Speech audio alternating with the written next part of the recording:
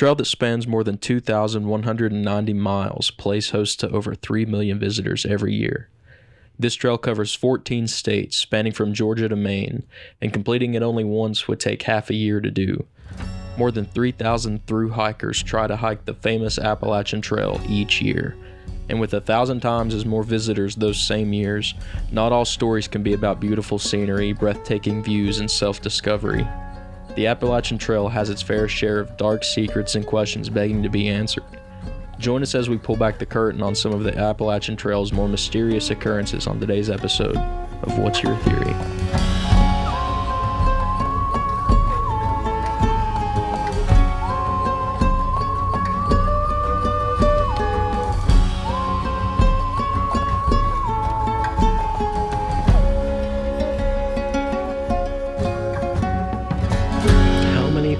Miles? It is more than 2,190 miles. Jesus. You want to hear something even crazier? Sure. So, if you were to walk the entire trail, which I'm pretty sure only like a handful of people do each year, from Georgia to Maine, Maine to Georgia, however, you are... there's such a change in elevation throughout the trail that it's equivalent to climbing Mount Everest from sea level to its peak. Jesus. 16 times. Oh my God. Okay. Yeah. Once was enough. Yeah. And then that's just from Maine to Georgia. There's enough elevation loss and gain that it's equivalent to climbing Everest. Sea level to peak 16 times. That's insane. I flipped my lid when I found that out because I knew the Appalachian Trail was big, obviously. Like, I knew it went from Georgia to Maine, but I didn't realize that it was actually that. Yeah, I didn't know it was like... Yeah. I knew it was huge, but I didn't like... I'd never looked into like how huge.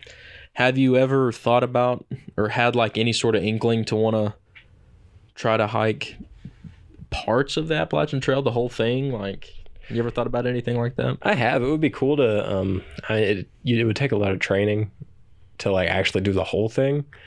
But I think it'd be fun. Yeah, I think it would be fun too. To a certain extent. I mean, like, I'm sure it would be hard and painful some days, but I mean, you know, you take it as you can get it, I guess.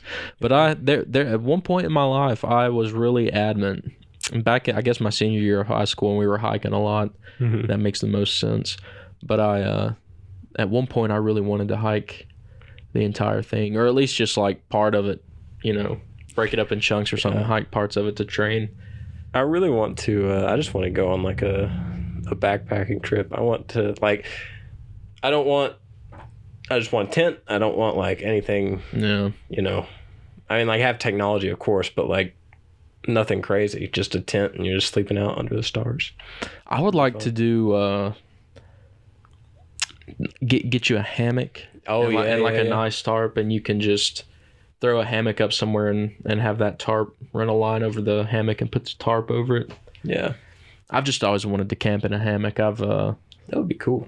Yeah, I saw people do it all the time, and I was like, I really need to get me a travel hammock or something. Yeah.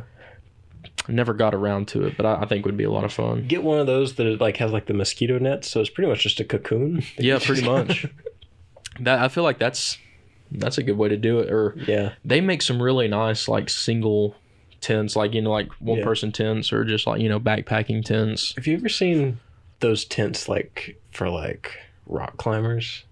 And they're like literally like hanging off the side of a cliff face. That's just insane. It's crazy. And it'd be kind of cool though. Yeah, I don't have the upper body strength, but that just makes me ask the question, because I've seen like videos on this here recently of like, ever wonder how a rock climber sleeps? My thought is, what are you possibly climbing where you need to like make camp on the side of a... That's true. You know, the side of a mountain. Have you seen Free Solo? I haven't. I heard it was good. It's a really good documentary. I would really be interested in it. I think I would it would scare me for them. I mean, he did that in like, I mean, I don't know, it was multiple hours, but I imagine he did that with like no safety gear whatsoever. If he fell, he died. So I imagine like rock climbers that are like have like all the safety gear and they're just, they're climbing. I assume that those climbs could go on for days, like, theoretically. Yeah. I mean, yeah. Because I guess it's putting a lot of trust into your tools and equipment, because you do, I guess, hook yourself in ever so often so that if you do fall, you don't go splat. But even then, it would just be so scary to... I don't know, but I guess it's all worth it in the end once you get to your view. Probably. But are there any points close to like our area that are part of the Appalachian Trail, like any, because it hooks up with like Cumberland Gap? Is it part of Appalachian Trail? Almost certain it is, because I was sitting here trying to rack my brain. Surely I've been to some part of the Appalachian Trail, but I don't know if I have, and if I have, I just didn't know. I think Cumberland Gap is part of it, or at least links in. I think that would be cool. We used to run cross country there. There was a really cool course. Oh, cool. You had to like jump over a creek at the end, and that's where everybody like congregated. That was like there to watch. Yeah. Because like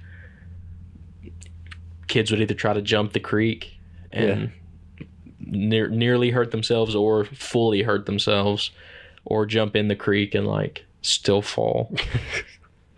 It was a lot of fun. Wading through a creek is like, it's dangerous. Yeah. It's easy to fall. Yeah. Especially like... if you were trying to like run, like do it quickly, I would fall every single time. Yeah. If we were to hike to the Devil's Bathtub today, that would be one of the worst and most dangerous... Well, I don't know if I want to say most dangerous, but it'd be pretty dangerous because you have to cross a creek bed like 7 or 8 times to get there. And I've hiked it once before when it hasn't been raining a lot, and those creek beds are really dry and it's real easy. Yeah. But I've also been up there when it's been raining, and it's been raining a lot the past couple of days, so I'd hate to see how the creek is there. I've never been. It's not that bad of a hike if I remember it right, but I haven't been in a long time. The first time I went or was going to the Devil's Bathtub, we got to literally right outside of the little parking area, because you go back into the woods a little bit, and there's like this little dirt road, and it looks like I probably shouldn't go down there. Yeah. But that's exactly where you need to go. But we got to that point and was like, we probably shouldn't go down there, and then turned around and like went somewhere else. So the first time I actually got to go to the tub, like when I saw that we just drove down that road for like 20 seconds and then pulled over to the parking lot, I got so mad. I was like, I could have been here for the first time like 3 years ago had we just like driven down the road. That's the one that that's like an actual park, right? Or like just like is an actual trail. It is an actual trail. The Blue Hole is private property, right? Blue Hole is private property. Yeah. And I've surprisingly have only ever been to the Blue Hole maybe like 1 or 2 times. I never really went up there a lot. Maybe because it was private property. I guess my parents probably didn't want me to go up there, but I've been up there a couple times. But the bad thing about the Devil's Bathtub Trail is like, unless they've changed it, they only have it marked by like trail markers. So they'll have like a yellow flag stapled to a tree somewhere, but like it's a little hard to find sometimes. Or they'll have like like something spray painted yellow, like this way, and like sometimes it can be a little confusing because you're like, I feel like I'm getting lost, but it's a fun trail, and it's not that hard of a hike. The only thing is like there's a little swimming hole before you get to the actual Devil's Bathtub. Yeah. And if anyone's ever heard of this place, I'm not talking crap about it, but I expected the actual bathtub to be like more than it actually was. Yeah. Because that's the name of the trail. Or are we being way too loud? I think I just anticipated us being too quiet. Sorry if we murdered everyone's ears. Hopefully we didn't. I think we'll equal out, but yeah, I think it was fine before, but just on the safe side. Yeah, a couple episodes ago, I heard that like really high pitched noise. Yeah, and I think it's because I had the gain set just a little bit too high, so just trying to avoid that. But okay, perfect. This should be fine. You should be able to be. What was I saying? Talking crap about the Devil's Bathtub. Oh yeah, like it's the namesake of the trail. Like it's called the Devil's Bathtub, and the two like little swimming holes, little swimming areas before the actual tub are way better than the actual tub. Like it's about the size of a bathtub, and it's the whole gimmick is it's like up in the mountains on this little riverbed. It's this like. I also, when I first went up there, was told that it was like so deep and that you couldn't like touch the bottom. No, like if you just, it's you know, deeper than I am tall. Like it's deep, but you can like easily, you know, touch the bottom, and it's just super clear, super cold water that runs into that little basin, and it looks like a bathtub. They called it the Devil's Bathtub. I don't know why, but I should probably look into history of that since it's like right across the mountain there. But it's fun. But I used to hike a lot. Did you ever used to hike a whole lot? Didn't hike like a whole lot, like on actual trails. Hiked a lot in like just on the our woods. property. Yeah, I would like to go like actually like hiking on trails this summer. Yeah, we the summer of my senior year, we went hiking just about every weekend. We tried to go somewhere new. Yeah. And I was really into it there for a while. Like I was buying gear and you know, getting like really nice backpacks to take with me and everything. And I hadn't got my like little, I don't know what they're called. It's like a walking stick. Yeah, it's like looks like the stakes. Yeah. Looks like the ski sticks or whatever. I hadn't gotten to that point yet, but I was probably close to it. But I used to love hiking. I've just not been in a long time. I'd like to get back into it. Kept me in shape, I feel like. Yeah. And it's like, I mean, it's not easy, but it's like... It can be, though. I mean, you know. Yeah. And it's like one of those things to where, like, you might as well just keep going. Yeah. Like, even if it's difficult, it's like, I mean, just keep going. Yeah. At that point, it's like, well, I mean, I just have to walk, so... Yeah. And it might be hard walking, but you'll get to where you're going if you keep going, so... Yeah. But I was wanting to talk to you today about some of the more creepy, I guess, aspects about the Appalachian Trail. I was thinking the other day that we're allowed to talk about this. It's very Appalachian. It's the Appalachian Trail. It spans the Appalachian Mountains. So even though it's not necessarily all in our backyard, it's still all in the backyard of, you know, the good old Appy Mountains. So I realized that I'd never really heard any stories, like scary stories or anything like that, from hikers on the Appalachian Trail. And so I dug a little deep, and I realized that there's actually not that many. Oh, surprisingly. Wow. It's one of these things where you would think that there would be, there's quite a few, I'm not trying to mislead you, but it's one of those things where I thought for sure I was going to be able to find just like lists and lists, or like books, you know, like some of the books that we used earlier when we were doing some episodes of What's Your Theory, like books like that, just chronicling years and years of Appalachian Trail ghost stories or, you know, whatever. But there's not really anything like that out there that I could find. But there is a pretty extensive list of... now, unfortunately, since there is no, like, written book or anything like that, all of these that I'm about to, you know, talk about and read to you are eyewitness accounts. I would say those are the strongest. I would agree. I usually prefer them anyway, just because...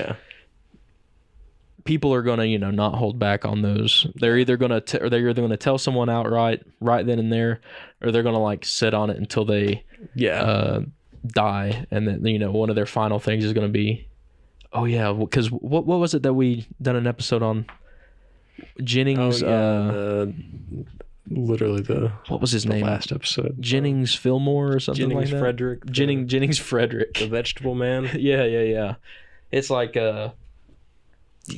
or no, was it something before that some guy?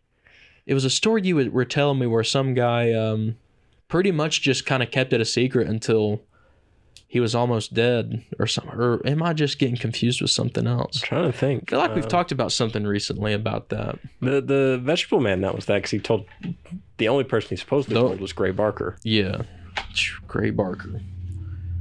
I keep forgetting about Jennings Frederick, and then like I'll get a flash of like a memory of his name, and I'll just remember the name Jennings or something, and I think I was calling him Jennings Fillmore in my head for the past couple of days. That's a better name. Jennings Fillmore. I think it sounds better. Yeah. I mean, maybe that was why I was subconsciously calling him that. Then he has 2 last names. 2 last names is better than 1.5, I think. Yeah. Because like you said, you just got to keep going. You Yeah. can't stop halfway through and only have 1.5 last names as your full name.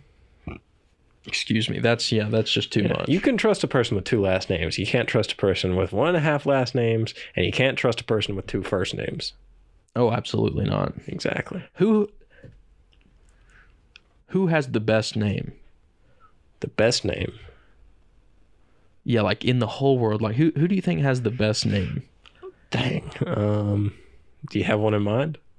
Quentin Tarantino is pretty cool. But at the same time, Quentin, I don't know. Tarantino's cool. Maybe I was thinking of that just because it's Quentin Tarantino's, like, you know, it's a Q name. The first person that comes to mind is Benedict Cumberbatch. Just because Benedict Cumberbatch is a cool name. Yeah. Anybody else? What are just like, doesn't even have to be a full name, but like, what are just some cool names for you?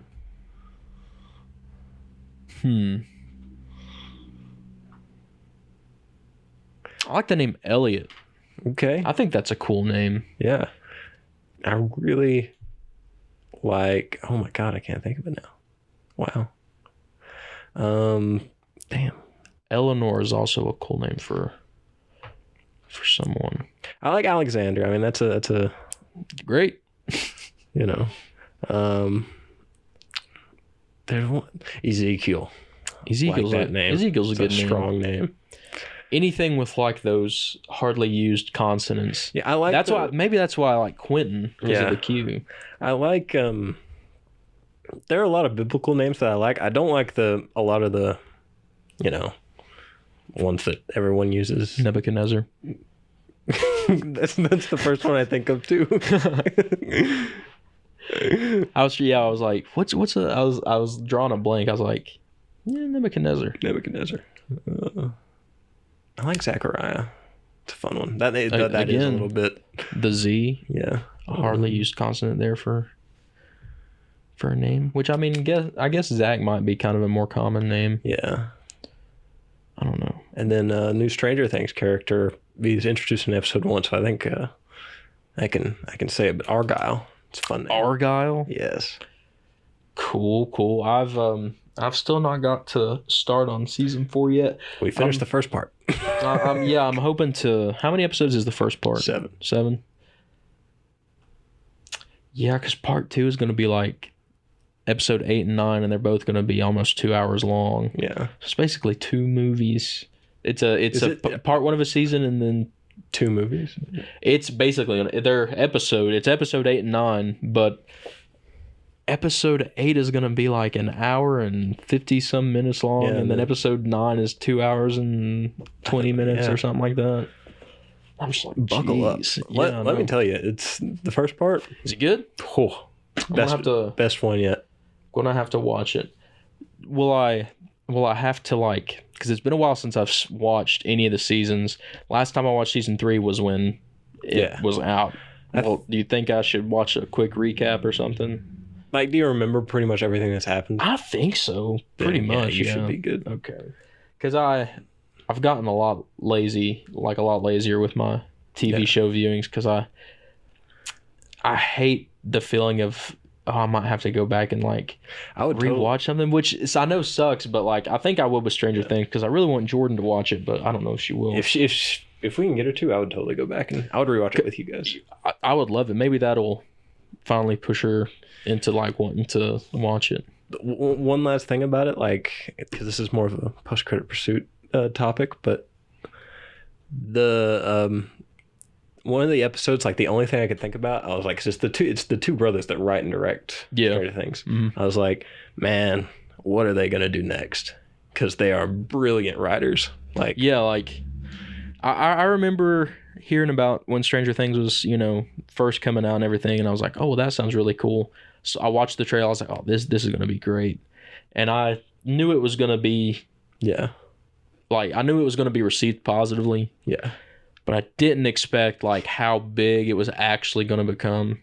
But I'm glad that it's getting its due diligence. I didn't watch it until after the pandemic had already. Oh, okay. And so I think I watched all, like, season 3 had just came out, so I like watched back to back to back.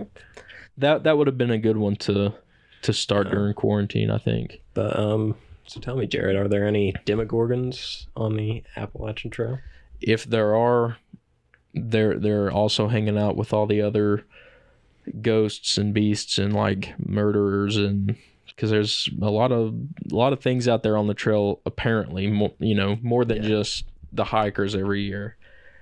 What I have for you today, Will, is just a little compilation of various stories stemming from the Appalachian Trail, and some of them may sound similar. There's it spans all sorts of genres. There's going to be like ghost encounters. There's one specifically that I'm really excited for you to hear, because I'm really curious to see what you think might be happening. Okay. But there's also some like beasts of the woods kind of occurrences, and some of these might be Sasquatchmen or Wimpuses or something like that. But whirling Wimpus.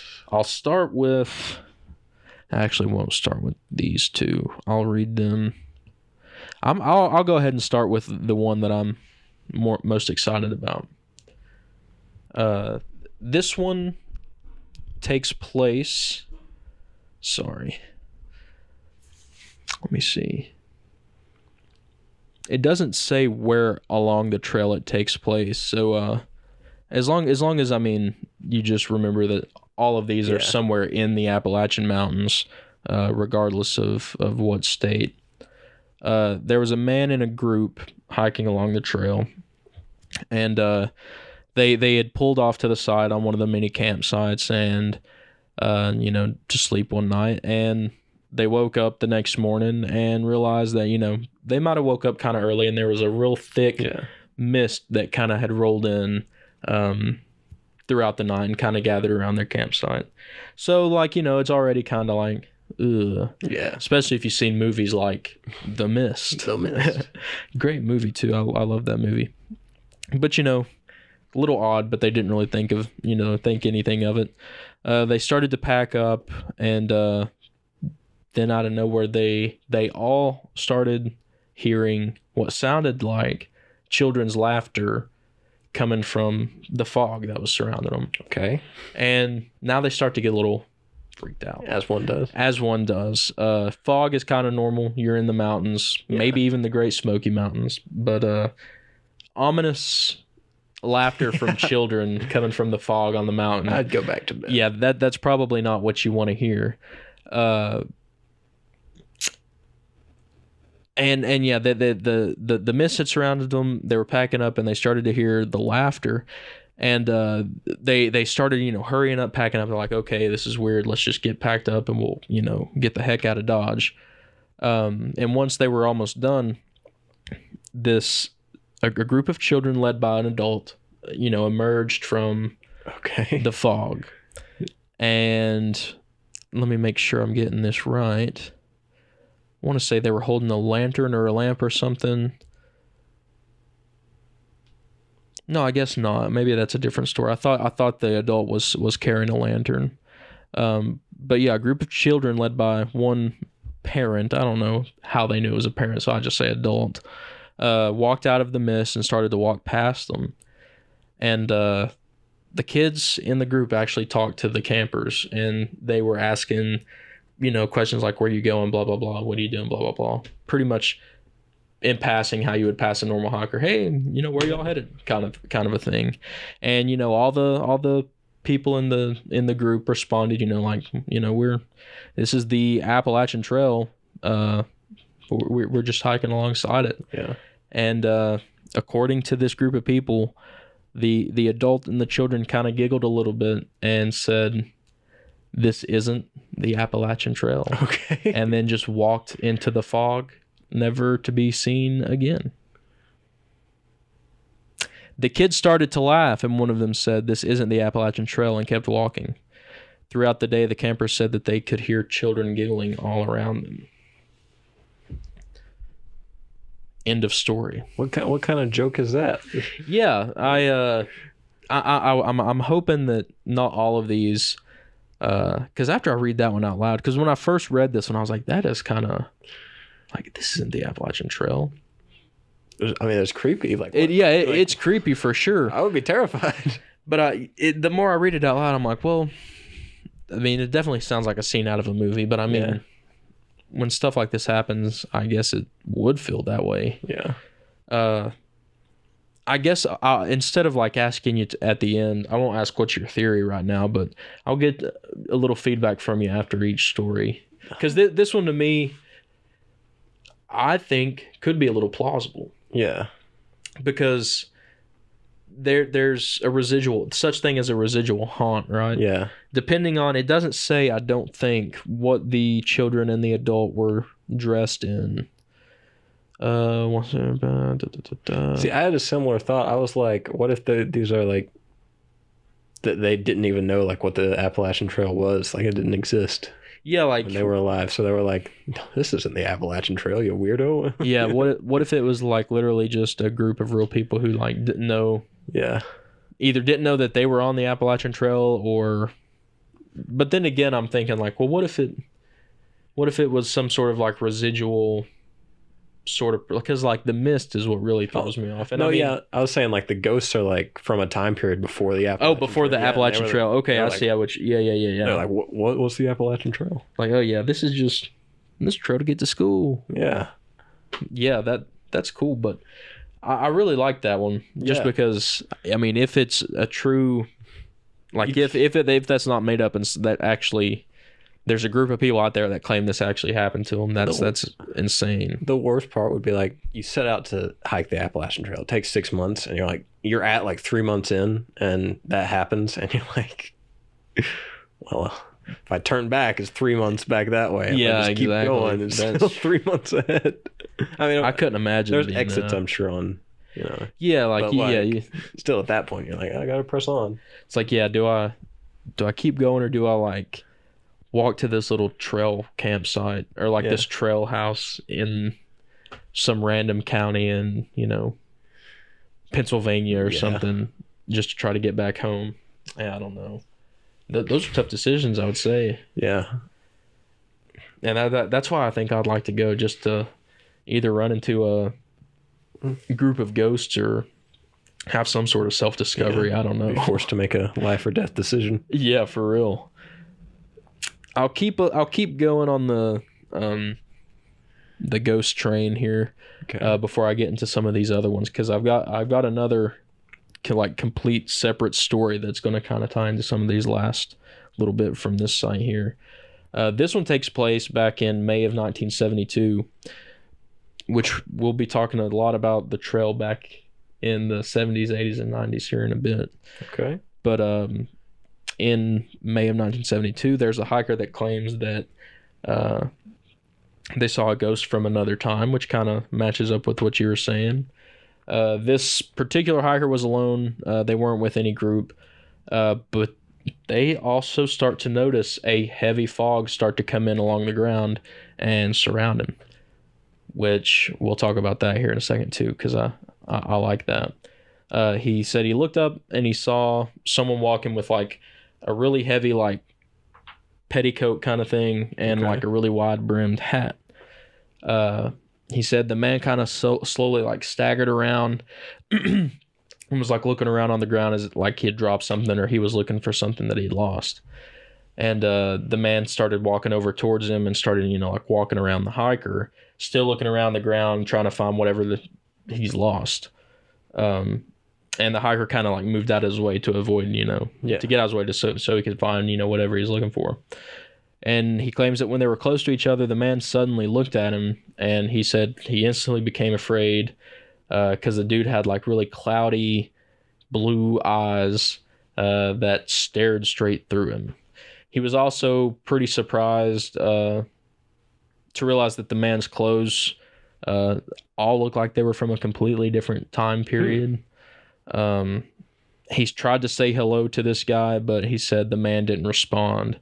And the hiker goes to continue a walk a little distance, and then he turned back, and the guy had completely vanished.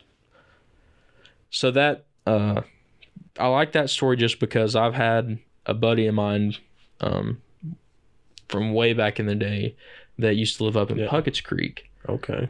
Tell me a story very similar to this. He was playing in his house, and I mean, I have no reason to believe, because he was like my best friend growing up, so I have no reason to believe that he would have lied to me about anything. And he claims that he was sitting like in the house playing and looked out the window, and someone, like a woman, had run by the window.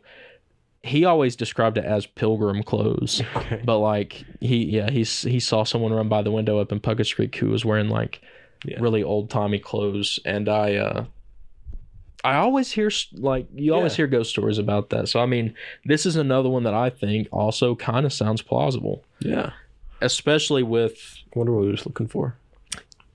I don't know. Maybe his hat, like the one ghost from Hill House. Oh yeah, he had a hat on though. Oh, he did have a wide brimmed hat on. Yeah. Maybe he was looking for a way out. I don't know. I would hate to be stuck on the trail my whole afterlife, just looking for a penny or whatever I dropped when I was alive. Dropped a penny, but it was, back then it was worth, $5 in today's money, and he's like, oh, a month's rent. Yeah. But I like this one too because it also mentions the fog. Yeah.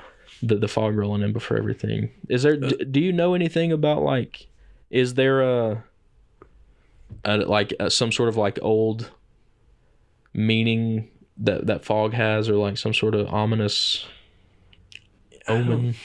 I don't think it has, like, I've never heard anything like specifically, but I knew though that the fog up here can get like, it can roll in really quickly, like before you even. It's the only time I've ever been in a wreck was caused by fog, because it was the same exact color of this tractor trailer's trailer. Oh wow! Coming across the intersection up here at the overlook. Oh wow! And I hit the trailer then, but yeah, I hate driving that mountain when it gets foggy, just because like it is some of the thickest fog, and it, like you said, it's just like boom, and it's there. Yeah, there was I was driving up, not even Duffield Mountain, but like the one before that, like you're leaving kind of like Elk Knob. Yeah, like, that first like Stickleyville. Mm-hmm. And like I could see the fog like up ahead, but I guess because like the temperature kind of like changed pretty quickly, like my window went from like super clear, like nothing at all, to fogged up like that. I hate that. And like I saw it like flash onto my window, and like I had to like turn the defrost on. I hate that. Yeah, it's scary too, especially when it happens while you're driving like that, because you're like, oh my god, I'm blind. I hate driving through the fog. But yeah, there's a. Let me find this other one. These other two will lead into a story that I'll kind of end with, but there's no doubt in my mind that if you believe that things can be haunted, that there's parts of the Appalachian Trail that are for sure like got some sort of strange energy around them. So much, like, I'm sure so many people died just. Yeah, because you got to think. People die like hiking it today, so. Yeah, and like, you have to make that trail. Like, people have to make that trail. I don't know if anyone ever died in assisting, trailing out some of the brush and stuff, but sure. I'll look into that later. I'll keep a note of that. Has anyone died or am I just am I misunderstanding how trails are done? Like, people just go in, you get a park service to go in there, and they just kind of cut out, right? Well, the Appalachian Trail was done by, I don't want to say Daniel Boone. I know, like, this is probably what I should have looked up in the first place. But like, so it was like late 1700s, so they were doing all that by hand. That sucks. Let's see, who created the Appalachian Trail? Benton McKay. Oh, okay, Daniel Boone did the Cumberland Gap. Yeah. He cut that trail. He's the founder of the Appalachian Trail Conservancy. He was a forester, planner, and conservationist. His father was an actor and dramatist. Wow. What year did he... After studying forestry at Harvard, Benton later taught there for several years.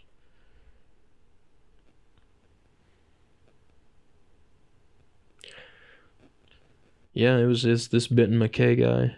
Okay, well, good job, buddy.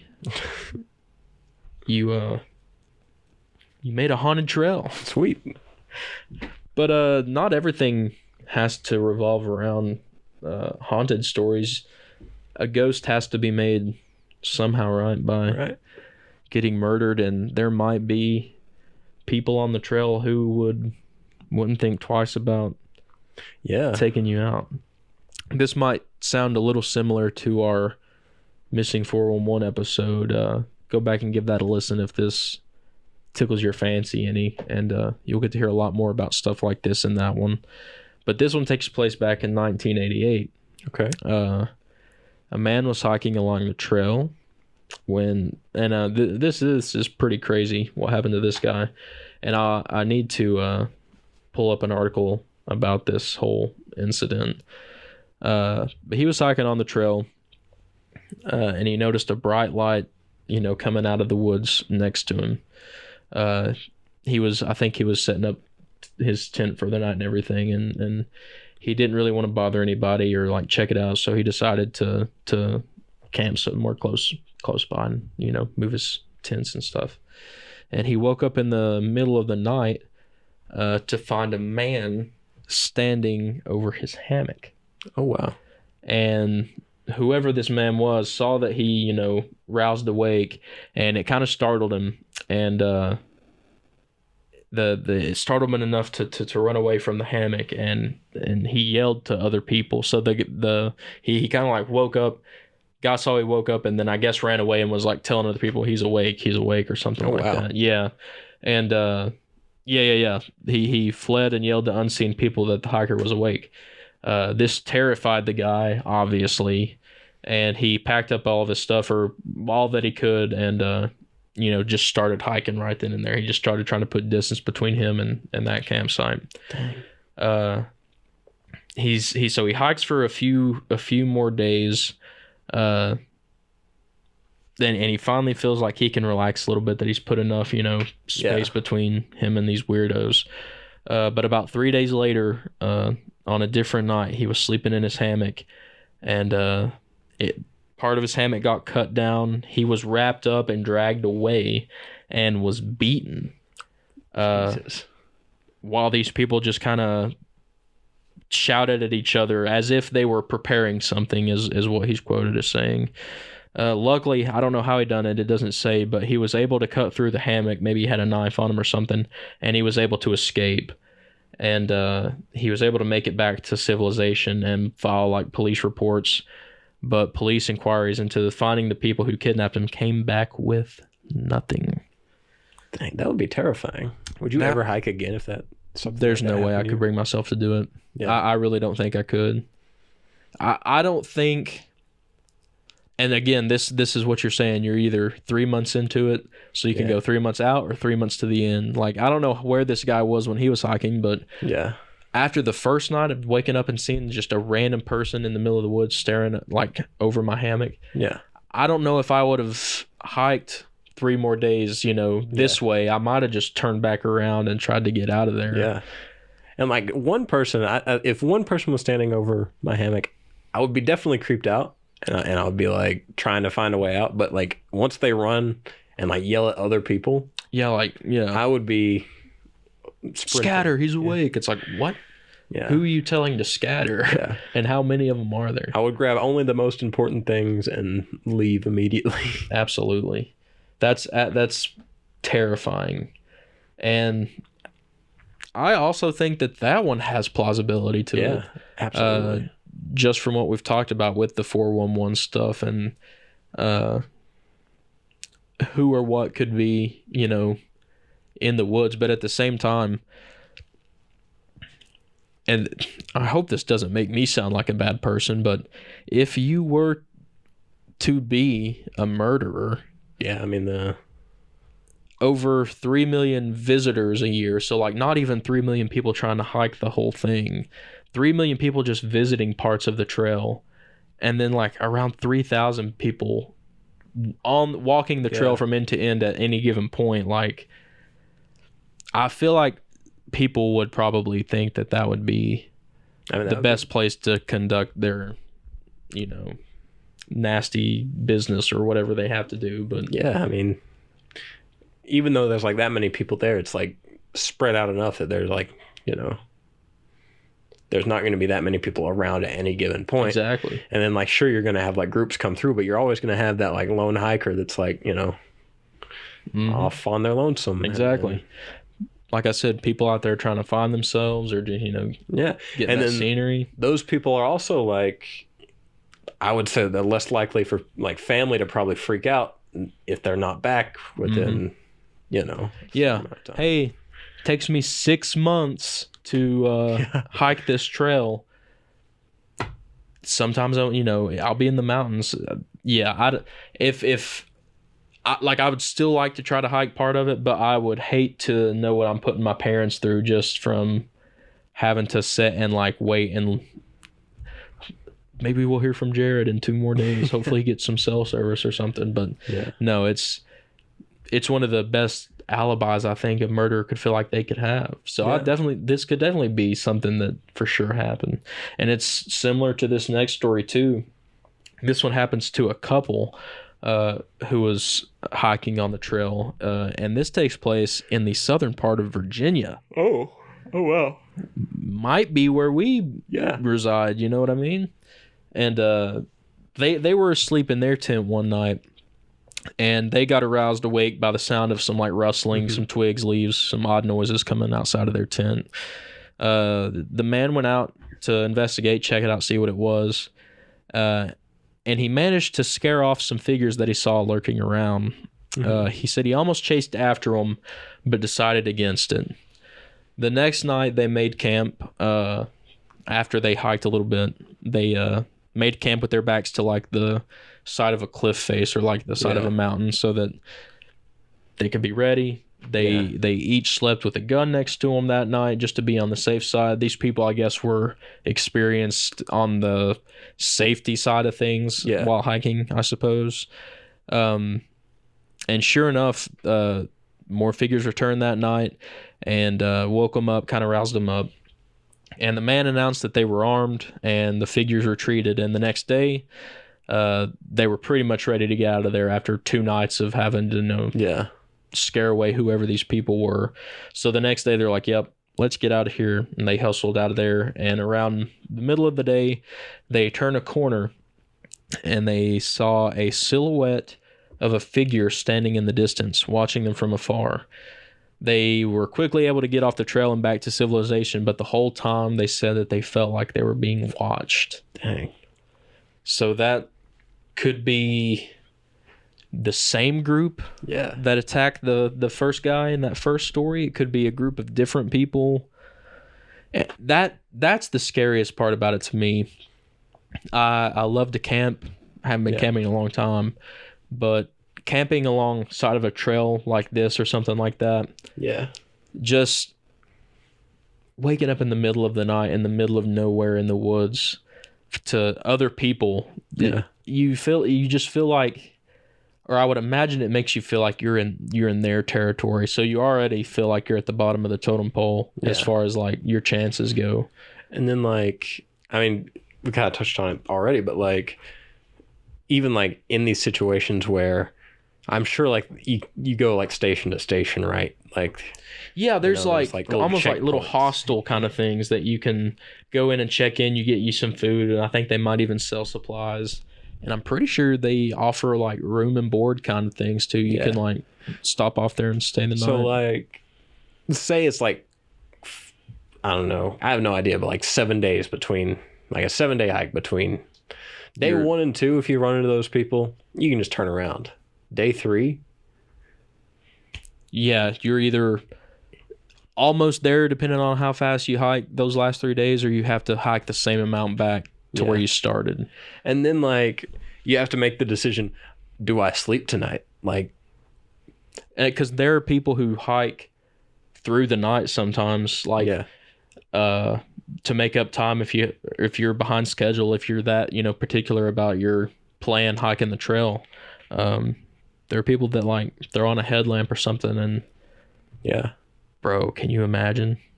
Because you're for sure alone then, because like you're not gonna meet anyone else along the trail that's like willing to hike a few miles with you or anything. Like, you're walking in the dark alone in silence, probably, other than like bugs and like after you've already had this experience, and you're just like, any noise or shadow you feel like you might see would just send me over the edge. I think absolutely there's no way I could do it. But this leads into the last little thing I'll talk about here, and this probably, in my opinion, is one of the, if not the worst thing to happen on the trail, because this happened back, this was 32 years ago. Wow. It was actually a double homicide that took place on the Appalachian Trail.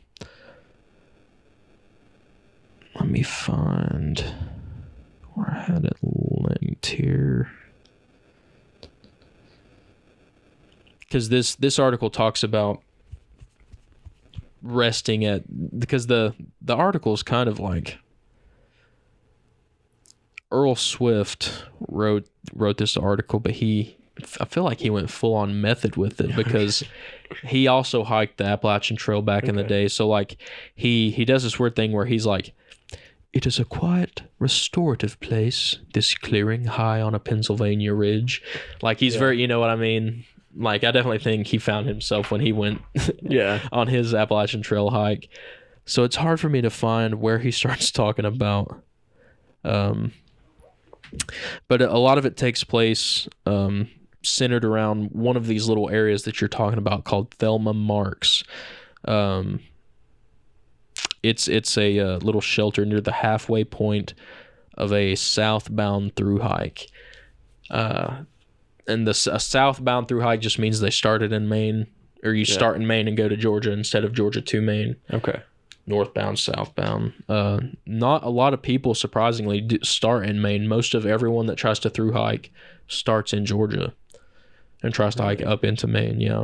And because I think at the very end of the trail in Maine, it's like up this mountain to like a peak. And there's like a big sign. I feel like people feel like that's a better end goal than starting at the peak and then ending probably in some random like parking lot in Georgia or something. I have to think the weather probably plays. What's that now? Like, since it's a 6-month hike, you got to think like, oh yeah, you have to plan out the weather, like, like, oh my gosh, yeah. So because you have to make sure, you could ostensibly run into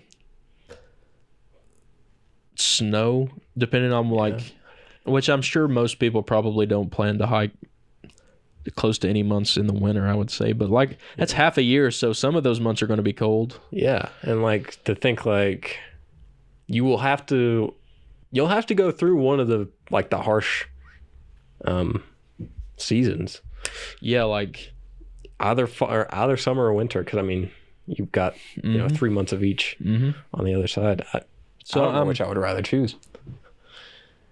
I think I would have to do summer. I think I think the smart thing would probably, I have no idea, like start early spring in Georgia, and then you arrive in Maine at the end of summer.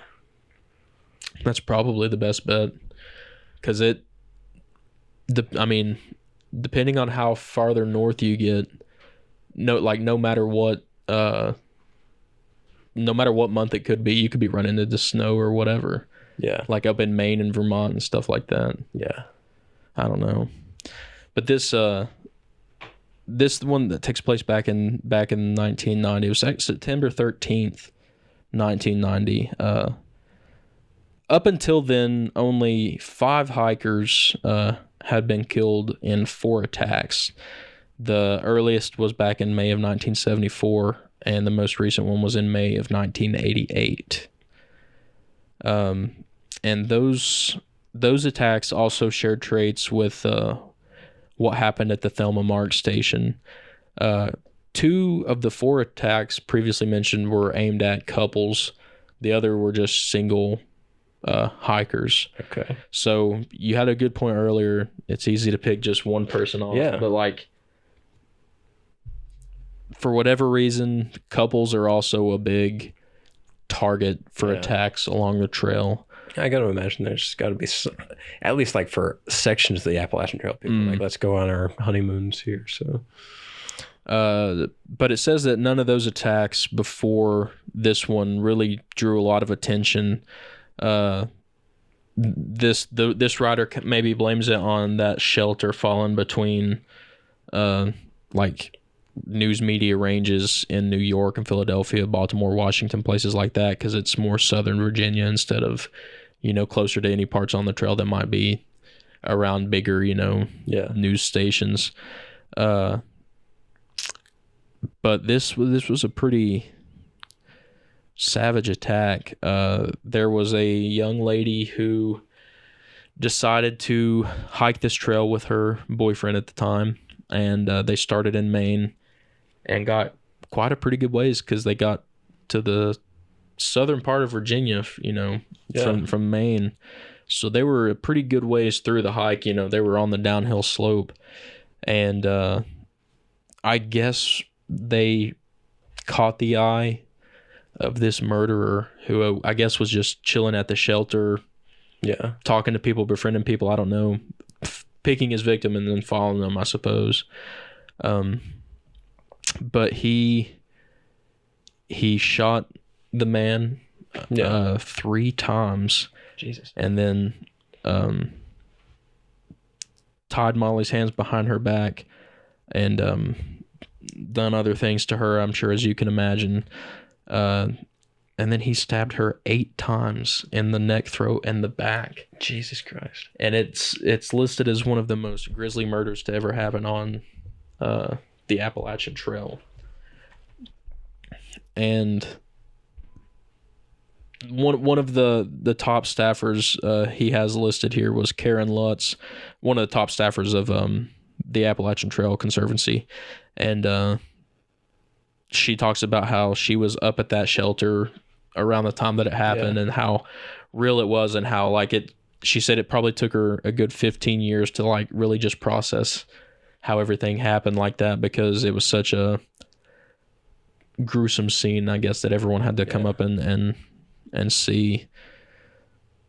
And I don't think, let me just make sure I get this right so I don't, but I don't think they were able to find who did it. Oh, wow. 1 second.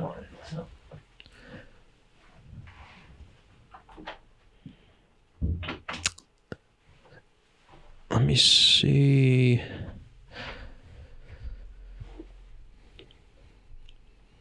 It's such a long article. This guy would rather have just wrote the book. I've got a book idea for you. Oh no, the killer was able to, they took him to court.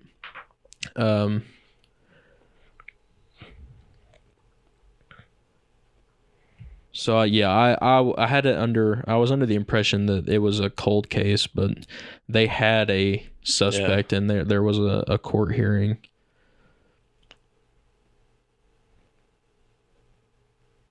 And I think he was convicted here.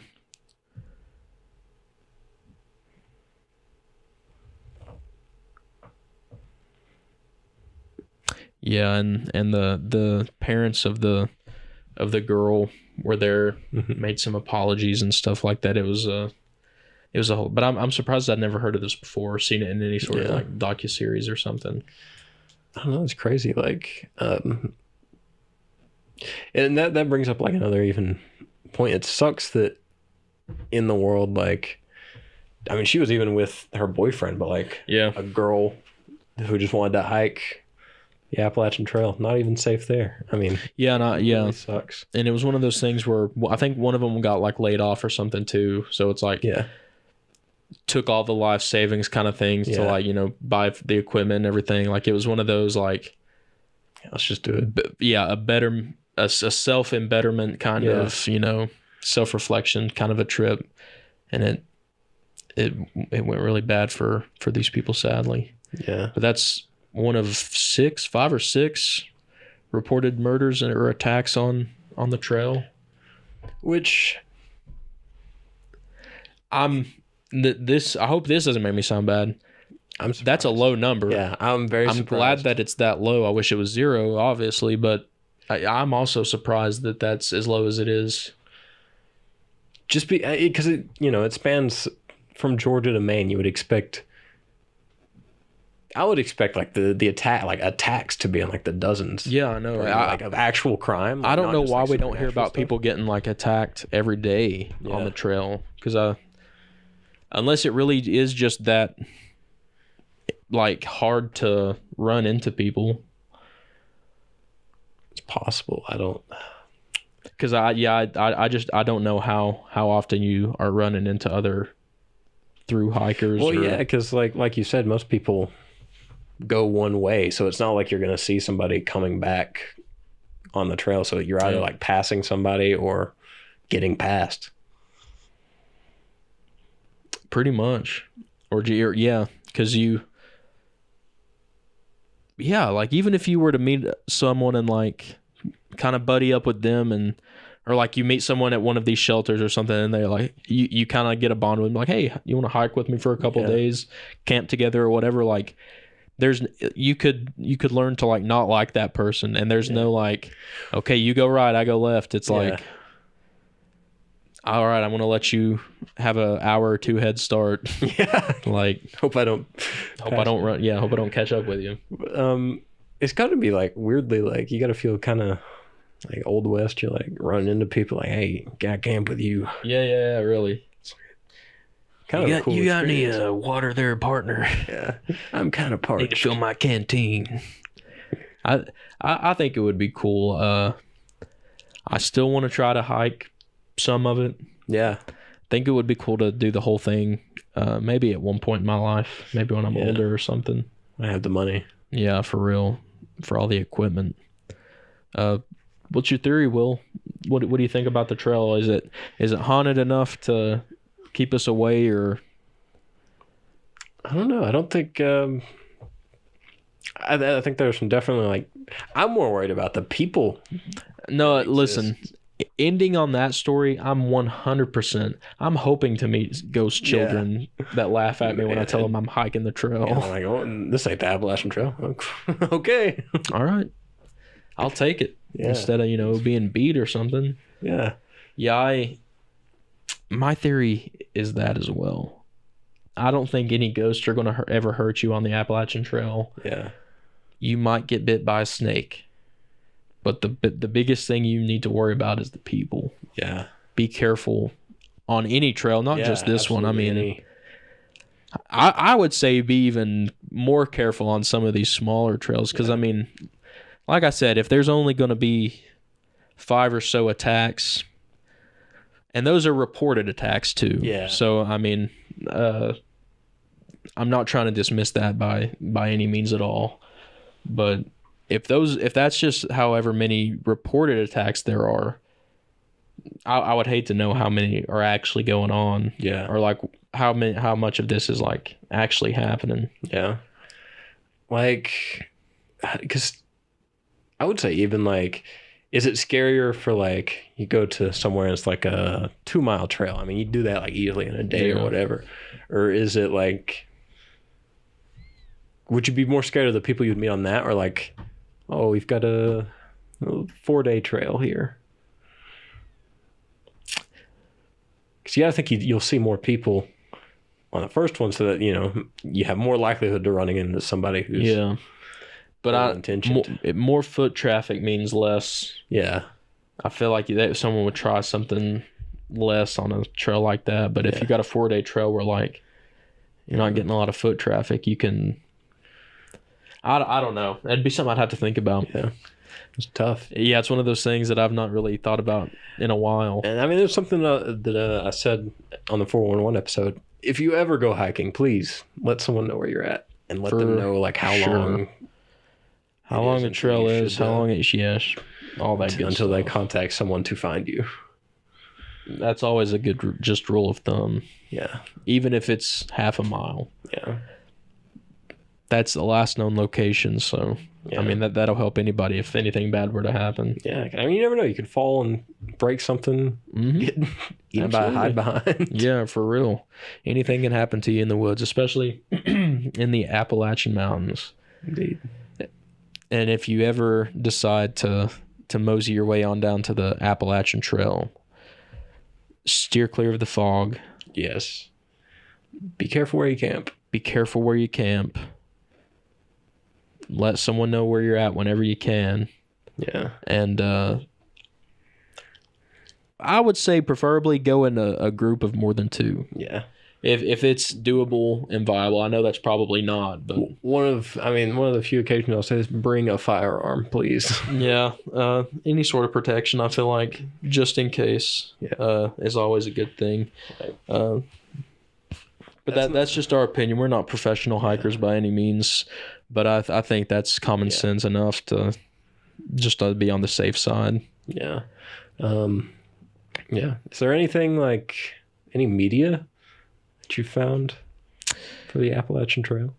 I'm sure there are a few documentaries style. Yeah, I can't think of any like any movies. I'm surprised there's not some like weird little B movie or something about Appalachian impressions, hiking the Appalachian Trail. Yeah. 2,000 miles to Maine, adventures on the Appalachian Trail.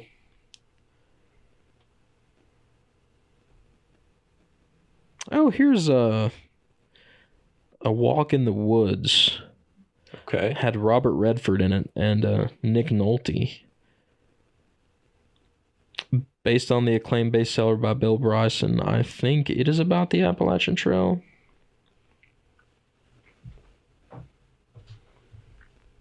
I vaguely remember that movie coming out. I remember it had Robert Redford in it. Yeah. Here's something coming out in 2022. A horror called Appalachian Trail. An experienced outdoors man gets a deal of a lifetime to document his expedition through the Appalachian Trail, but realizes he's not alone in the woods. Ooh. I don't think